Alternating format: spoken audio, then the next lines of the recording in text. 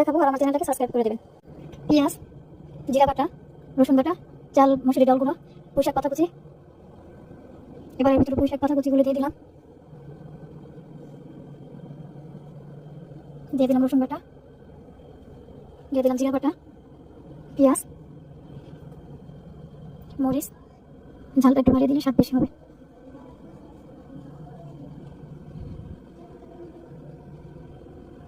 সামান্য পরিমাণ হলুদের গুঁড়ো, মরিচের গুঁড়ো,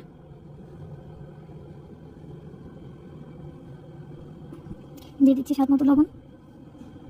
অনেক ভালোভাবে মিক্স করতে হবে। এরপর এটা কড়াইতে তেলটা ভালো করে গরম করে নিতে হবে।